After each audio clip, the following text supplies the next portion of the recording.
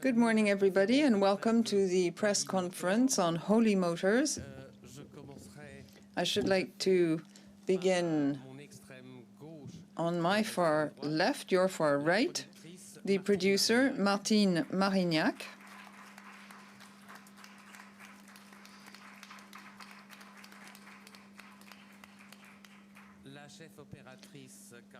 In charge of cinematography, Caroline Champetier. And because I'm introducing the women, I shall continue to do so. Edith Scobb.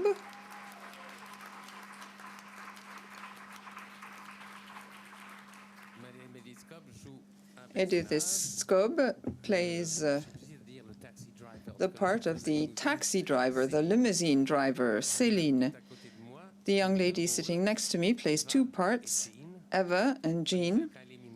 Kylie Minogue.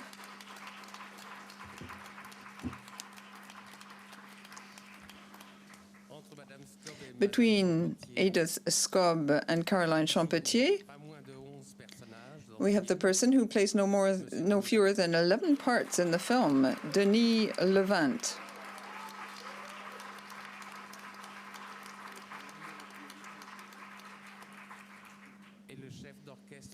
And the orchestra conductor, the director, Mr. Leos Carax.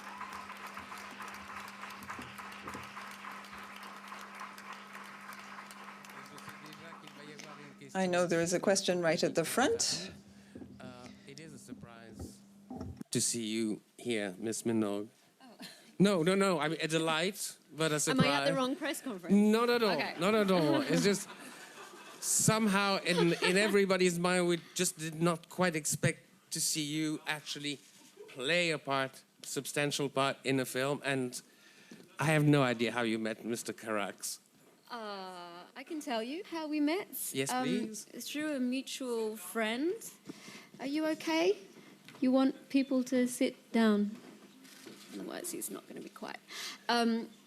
We have a mutual friend, Claire Denis, and she pretty much suggested me to Leos, and we met, had a lunch, and yes, it is a bizarre meeting of us too, I suppose. No one would really assume that we would be together. But I love the idea of it, but I didn't expect it.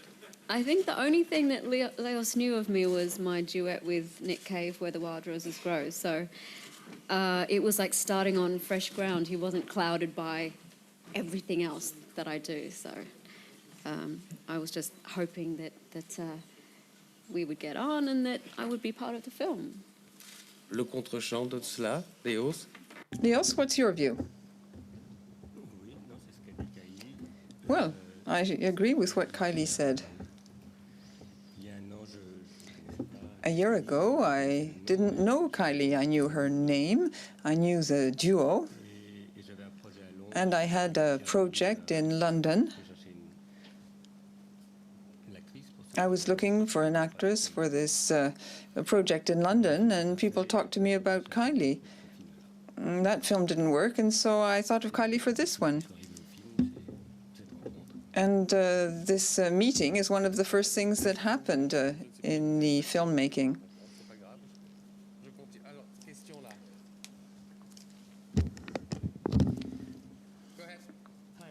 From Hong Kong Cable TV. First of all, congratulations, very interesting films.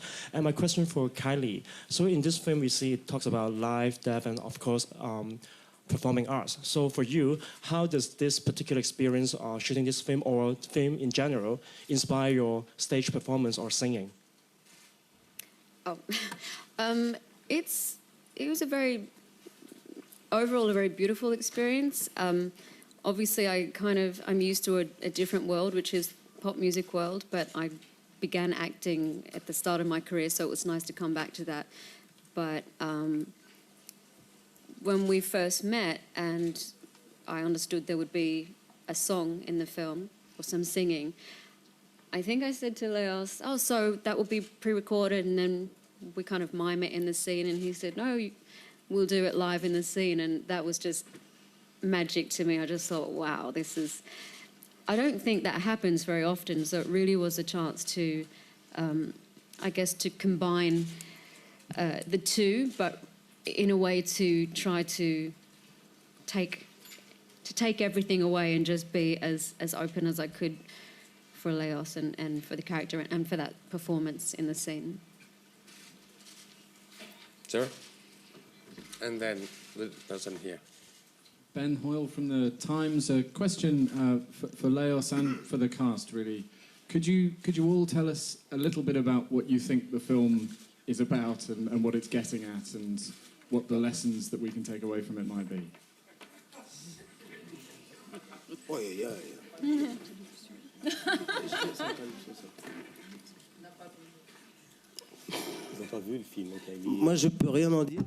I can't say anything about it because I haven't seen the film. I just shot in it.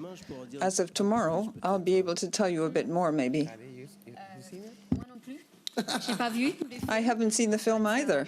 I would say that from reading the script and then being, the few days that I was on the film, I did get to thinking, for example, you've just asked us a question. Are you here for 10 minutes as you? Are you going to become someone else? And how we present ourselves in the world in different moments. If I can try to be as overall as that, it's a lot deeper, but that's a very brief response. En ce qui concerne le personnage, in terms of Mr. Oscar, portrayed by Denis Lavant, he plays all different kinds of men in the film. Est-ce que l'idée qu'il joue tous les hommes pratiquement sauf He personnage de Michel Piccoli et plays just about all the men except for the silhouette of one of the men, and Michel Piccoli. Was this something you had thought of from the very outset? Yes, indeed. That was the part I played in the film. I was to be several different people. Some people say 11 or 12. In my contract, there were 10 characters, plus the character who is portraying these 10 characters. So maybe that's 11 and a half, because there's one additional character. And then there are characters who you can read in between the lines. The character I play with, Kaidi, is a character who is neither here nor there. He's in his pajamas, he has his wig on, which was what he used when he was dying in the hotel room with his niece present, and then he turns into a worker turning up after a long day's work, turning up back home. So there are a whole series of characters and characters in characters, if I remember the shooting of the film correctly. Go ahead. Allez-y, monsieur. I'm sorry. Bonjour. Une petite question pour Léos. I have a question to Leos. Aujourd'hui, avec les ponts, est-ce que ça fait partie What do you think about bridges? Is this a question of urban poetry? Are bridges very present in the urban environment for you? Or is it just something amusing you wanted to add in the film? Is it a bridge, and what does it represent? There are no bridges in the film. There are no bridges in the film.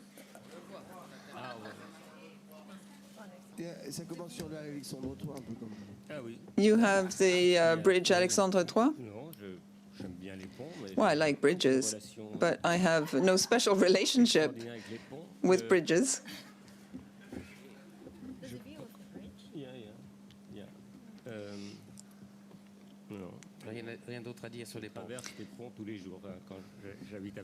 I live in Paris and I cross bridges every day. Not a day goes by without my crossing a bridge, but other than that, I don't know what I can say. There is one sequence, there is one scene that I'd like to single out because it's perhaps one of the oddest and the most captivating. It's the sequence where the characters disappear. There's a sort of a dancing light on the screen. This must have been very difficult to achieve, Caroline Champetier. Well, it's a bit like everything in the film. It's a wonderful pleasure for we people in charge of the cinematography. We can create and make things up. One cannot use real bulbs for the lighting when there are lots of acrobatic stunts being done, because they can get broken. So you try out all sorts of different things. And then one day we used a black light, fluorescent lights, and this was all achieved thanks to tremendous teamwork. And we felt very pleased when we were doing this. There was tremendous scope for invention. Leo's Carax constantly pushes back the limits of what is possible. Let's go into the details. At the beginning, when you see these dancing lights, you can see the bodies, and then the bodies totally disappear. Yes, but they are dressed, they are wearing special outfits. And under these special outfits, there are little fluorescent lights lit up with the black light. Leo wanted us to show the skin. And this is something we did with a tungsten light. I did this with Stéphane Bourgois. The black light is offset, and then the bodies come alive, and then you can make them disappear. It's magic. We achieved this as though by magic. Yeah, hi, I'm Anders Annikas from FLM in Sweden. I have a question from Mr. Carax. There's a lot of cinematic references in this film, from everything of Frangy to Blade Runner, as I see it, and there's also the cinema in the beginning, and the talk of camera, and the talk of performance. Is this a film about the history of cinema? Every film is, I think, but it's, I've always hated that word reference. Obviously, if you decide to live in that little island, which is cinema, it's a beautiful island and it has a big cemetery. So sometimes you go to the cemetery, but also sometimes you go and have a drink. It's life. If you feel the film, in a way, is about cinema, it's not, it's not a conscious process. It's just when you make a film, you make cinema. You're supposed to. So. Happy? Oui. Ici, Okay. ici à droite. Ici, à droite, monsieur. À droite, d'accord. Alors, une petite question sur votre I have a question about the way you work with the actors, because it's very, very complicated. The film is a bit like a Russian doll. Do you have a set screenplay, or are things very spontaneous? I'd like to congratulate you, because the images had tremendous impact in the film. So, do you improvise with the actors? That's my first question. It's a special film. It was conjured up very quickly, imagined very fast. I conjured this up out of my imagination for Dennis. And then, of course, I'm not a writer. I don't write the scripts or the screenplay. I take notes, of course, which then turn into a script, because you have to have the screenplay to get the money. And then, of course, we try to ensure that the film springs to life. We don't want just to have the impression that things are taking place in a studio. We want things to look as though they are in real life. So things start out by being written and then spring to life. You've talked about money, so I'd like to hand over to Martine Marignac, who specializes in impossible films to put together. The upshot of this is that she's produced quite a lot of this kind of film. So why is it so difficult to put together a film by Leos Carax? What's different in this film? First of all, it's difficult to produce very ambitious films, what we call the film d'auteur, art house films. Films which are different, extremely interesting, riveting, but which are not going to interest TV channels. They're not going to appear on the TV at 8:30 in the evening. So that is a general difficulty. And things aren't becoming any easier, on the contrary. Then, as for Leos himself, the only thing that was very special, and this is something we discovered very late on, was that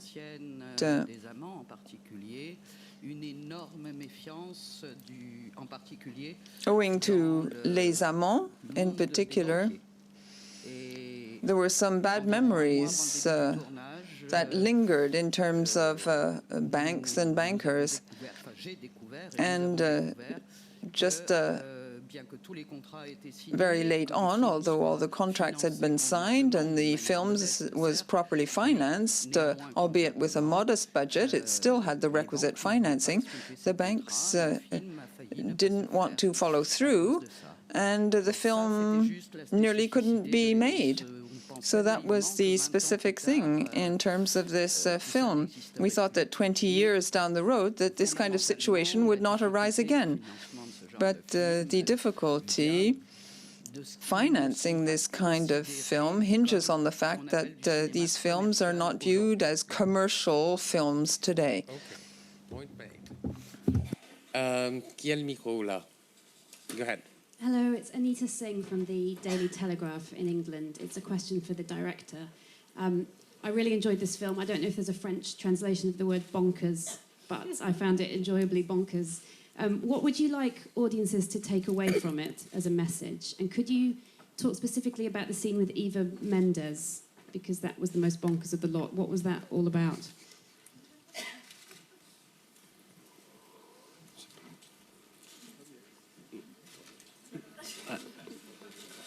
I don't know who is the public.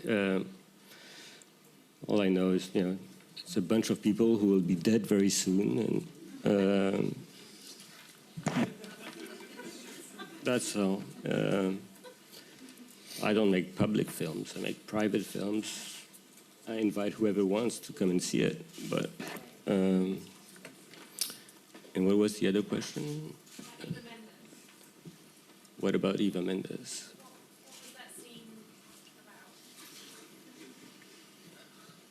How would I know?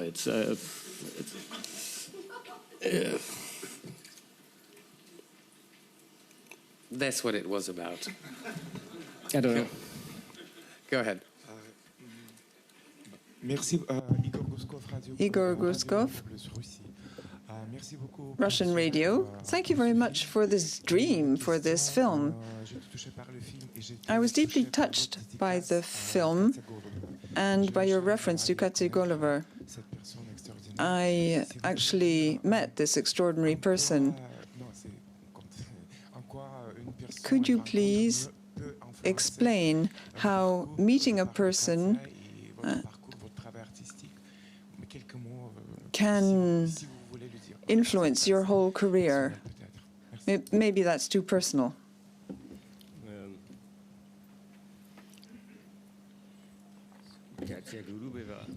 Katya Gurubeva.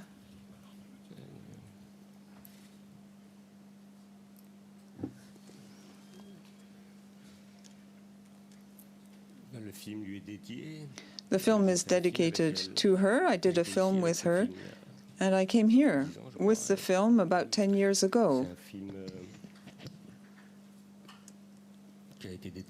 It's a film which was hated, I think. Not many people went to see it. And she disappeared just a week before the shooting, so it was perfectly normal that I dedicate the film to her. Mr. Carax, your film is a vibrant homage, a tribute to the cinema. You talk about Jacques Demy and many other people. Which filmmakers and films do you feel are indispensable in your work?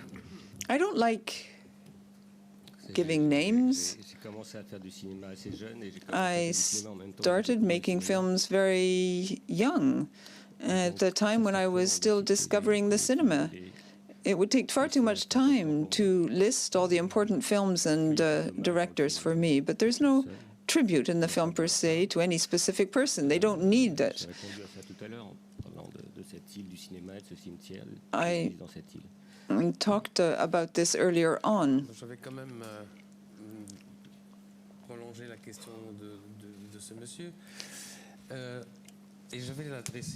I would like to pick up on that question and put a question to Mrs. Scobb. Did you know from the very outset that just about at the end of the film, you would have to put on this green mask? No, not at all. Leos asked me to act in the film and to drive the limousine. I have full trust in him. He didn't tell me much more about the film. And just a little before we started shooting, he wanted at the end for me to let down my hair and put a mask on my face. And that's what happened.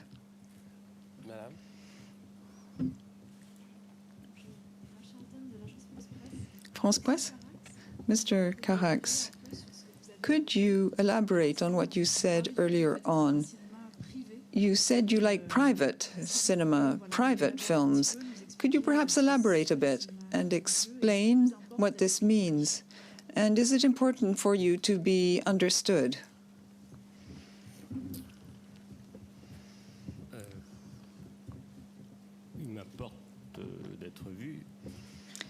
Of course, I want people to go and see my films. But otherwise, no. Do you want to be liked? Yes, if someone likes me, I'm very happy. Okay. Là-bas? Okay, là, puis là. Bonjour. Je voulais savoir si... I'd like to know whether you could talk about your work with Eva Mendes on a professional level. Was she familiar with your films? How did you meet? And also, what about the addresses, the web internet sites? Yes, that is fine. I met Eva Mendes in a festival. The character was imagined because we had another project for Kate Moss, and that, I don't know, it fell through, and I met Eva Mendes, and we decided to work together. The tombs, the choice of Kate Moss at the outset, why? Because she was a model, so slim and tall. Eva Mendes is a bit rounder in shape. No, because our previous project didn't have anything to do with models. No, I just thought Kate Moss was a good choice.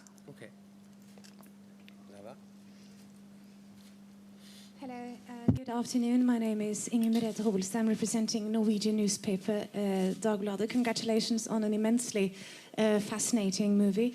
I have a question for Mr. Carax. I was just wondering, what was the initial idea of Holy Motors? What was the first segment or first images that you had in mind, and how did it develop from that? Thank you. I think it was because as I said, I pass bridges every day, and these old women, gypsy women, with their back completely, arched. So for years I've passed these women, and I've never talked to them, even rarely give money. And I thought, there's absolutely no communication possible between this woman and me. I wouldn't know how to do it. And then I don't know why I had this image that it was me in my imagination, and I had a driver who drove me places, and I would enter a cafe, go to the toilet, and change into an old woman like that, or I could see myself doing that. That's how it started. Question over there. Je sais pas qui a le micro. Ok, alors là-bas. Caroline Boudet-Lefort, Revue Vertu. Beauty is in the eye of the beholder. I think that's one of the key sentences in the film. The film struck me as very beautiful, very interesting, very striking. But what about the last scene when the cars talk amongst themselves? How did that idea occur to you? I would also like to ask what this crazy dialogue is about among the cars, among the limousines. Well, gradually, when I started imagining the film, I had the feeling there was a sort of solidarity between the character played by Denis, animals and machines. There were monkeys in the film, and then these machines, these limousines. And that's why I call the film Holy Motor. We have incredible motors within ourselves, both we as human beings and animals too. And I felt that there could be a more virtual world. I wanted, therefore, to finish the film having depicted animals and people. I wanted the machines to talk as well, the motors to talk. I like machines. I like motors. I like the word action. This is something, a word, this is a word, motor, you don't much use in the cinema anymore because there are no motors in cameras anymore. You have to say power. But I think it's a sort of an artificial power today.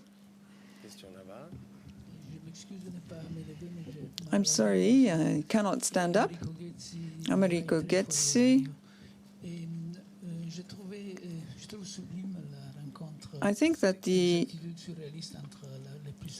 meeting is quite surreal between the characters in this film. We have Mr. Oscar, who portrays 11 or 12 characters. I'd like to ask about the director, Leos Carax.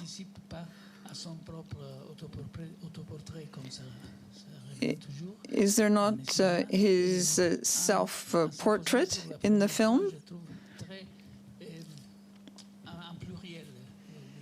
Because he himself has multiple facets. He's a very fragmented character.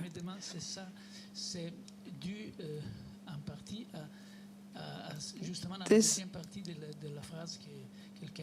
perhaps is reflected in the second part of the sentence someone mentioned, that is, beauty is in the eye of the beholder. What happens if there are no longer any eyes that are watching? So What part do the eyes of the director play in this film?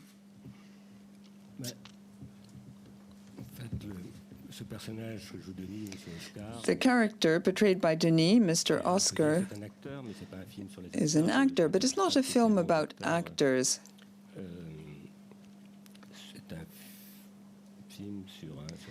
This is a film about a man, a person,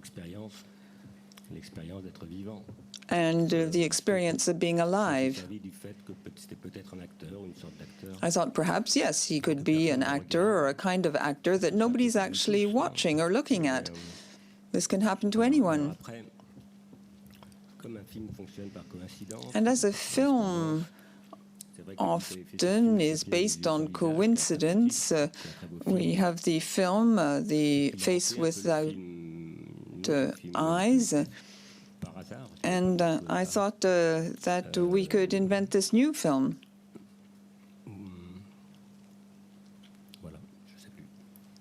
I don't know, that's all. Question là-bas. Hello, Carax from the UK Press. This is a question for Kylie Minogue.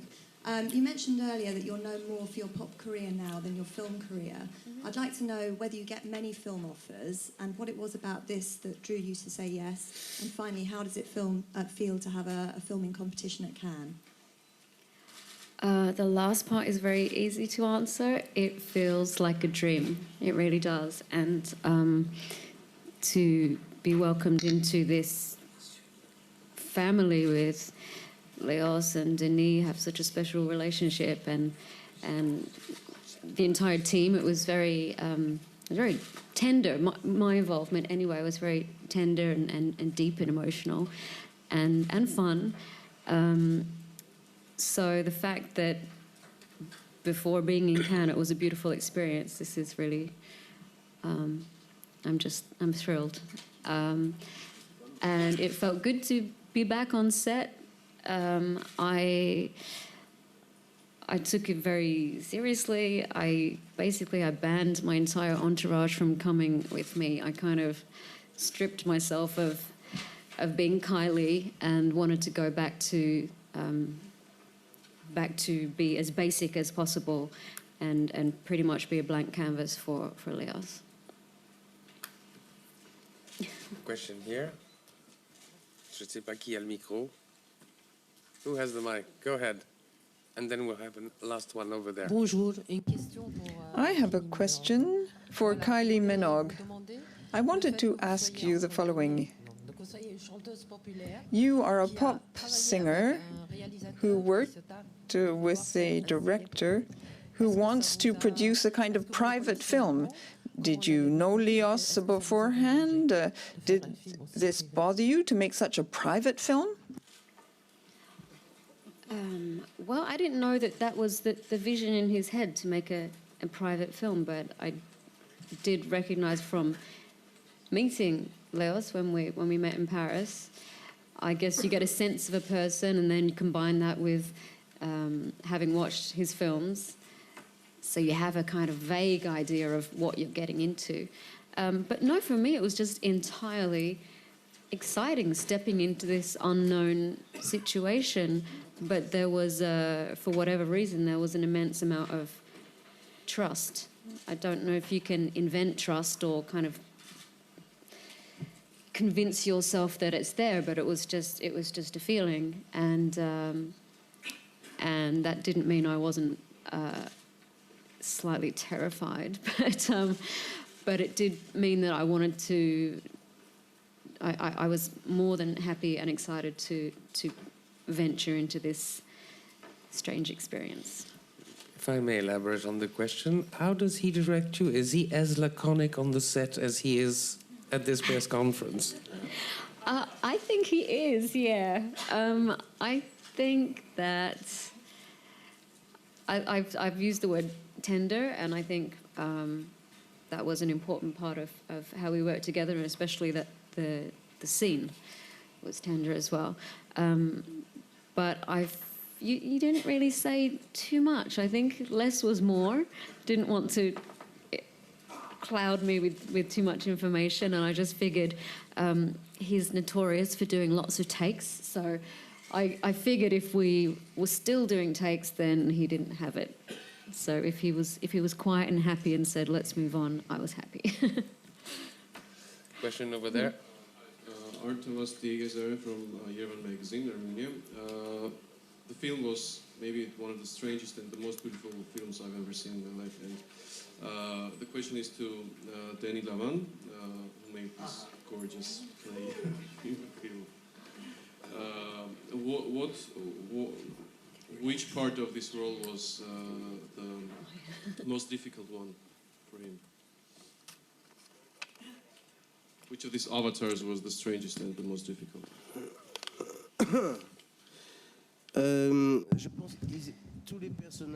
All the characters were very special. And they were all difficult to portray.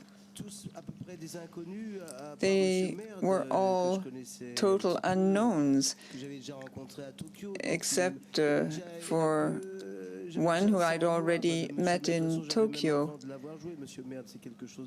Mr. Merde is something we all have within ourselves. It's quite archaic. That was the only known character. The others were total unknowns to me. And I didn't have much time to get under the skin of each character.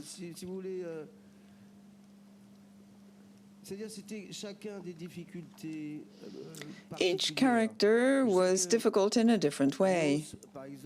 Leos, for example, was a bit afraid of some of the characters. There was one area we hadn't explored much, the more realistic side to the film, like the father with his daughter, the old man who's dying in the presence of his niece. That's very strange, because this is an area that we had never explored together, either in Boy Meets Girl, Tokyo, or Les Amants du Pont Neuf. There's one scene where I had to have a lot of presence, and I had to have tremendous confidence and be quite cold-blooded. In this kind of a film, everything is based on trust. You have to have trust in the story. You have to have trust in the person behind the camera. You have to trust yourself as well. One of the scenes that scared me most was the last one, actually. There were two people who didn't come here to Cannes, Tibi and Caroline, the two bonobo monkeys who are portrayed at the end of the film, a film which I haven't yet seen. And that was a bit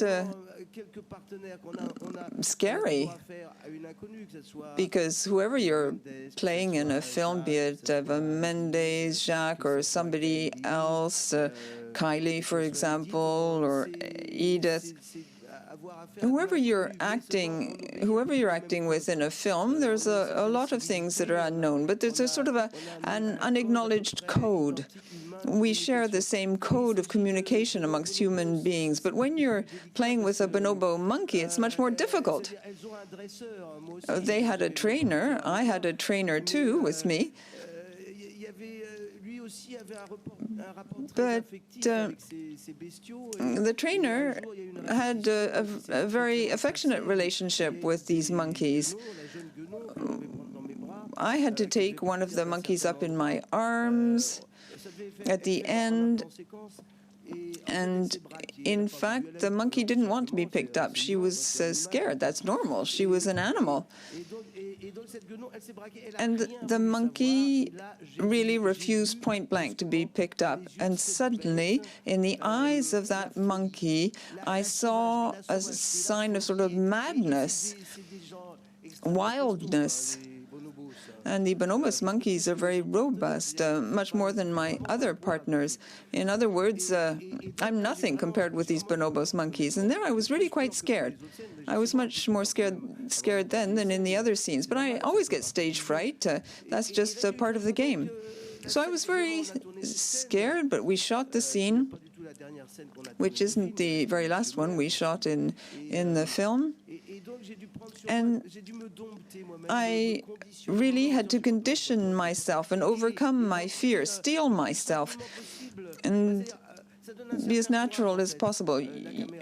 Of course, when you're in front of a camera, when you're being filmed, you're filled with courage. It's like when you're on stage, because you're acting before a public, even if it's a private film or a private link with the public. I think one is right in saying that you have this very private relationship with the public. When you make a film, there are very individual relationships. There are these bridges between people. There's a link not with an anonymous mass, but with a specific individual. So this is something that's very delicate, very intimate. Some people talk about a film being very private or public. Well, this is a bandied about term, but to answer your question, that was the most difficult scene, but I think we did pretty well. Otherwise, it was great. It was lots of fun. You've been working together for about 20 years now, 30 years. We started in 83 or 84. You embody a whole range of characters in this film. At a given point in time, did you say to yourself, we've been working together for 30 years, I'm going to surprise him now? No, it's always the opposite. I would admit that it's the opposite situation. I see a scene, I say to myself, well, I've understood what this is all about, and then we start to shoot, and I realize that what I understood of the scene, well, with my own intelligence and sensitivity, what I realize is that what Leos reads into the scene is more instilled with this tremendous humanity. It broadens the horizons and the viewpoint. So I don't know whether I can still surprise Leos. I don't know at all, but perhaps. At a given point in time, I find a sort of a motor, a driving force, even if I'm quite apprehensive, and I think to myself, what kind of challenge am I going to have to take up? What kind of physical performance will I have to do? In what state will I have to work? And then I find tremendous energy within myself, a sort of a driving force, a motor. It's quite physical, it's organic. At a given point in time, it's like a music score. And I revert to my initial mode of expression, which should perhaps have been dancing as opposed to acting. And then I really understand everything. It all falls into place. I remember a scene which we shot in the sewers. It was horrible. The smell was dreadful. And I was barefoot. I was barefoot in this dirty water. And then I have to walk along through this tunnel, go up and back down, and there was a whole lot of stuff in the middle of the sewer. I have to go back down and crouch to move forward. In other words, I spent quite some time in the sewer, and it was very slippery. And then, as time went on, I seemed to find the right movement. My body moved in a very fluid fashion. And at the end, it was crazy. I was nearly running, and I think I surprised Leos at that point in time.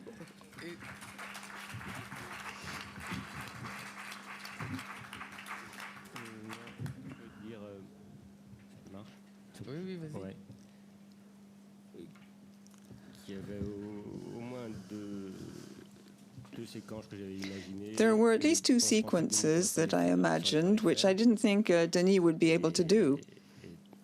I didn't think he'd know how to do them. You asked whether there was an element of surprise anymore. I would say yes, because he's become 1,000 times better than when we first met, and that's not the case of all actors. I think that the scene when he's the father, and then the scene where he's the uncle, with Angèle and Élise, these are scenes we could perhaps not have shot 5 years ago. It's not a question of age.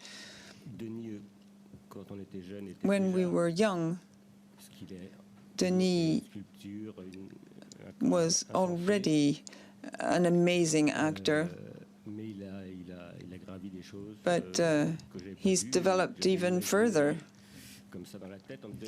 I imagined certain things in my mind, and I thought, well, he's not going to be able to play these parts, but he was, and I wish to thank him. I'd like to thank my actors and actresses very much. The film was difficult to achieve. Things were tough at the beginning in terms of money, production. The actors who are here, Caroline, the crew, the whole of the team, really supported the film. The film is here. The film is being screened this evening. The film is being released. Thank you very much for your attendance.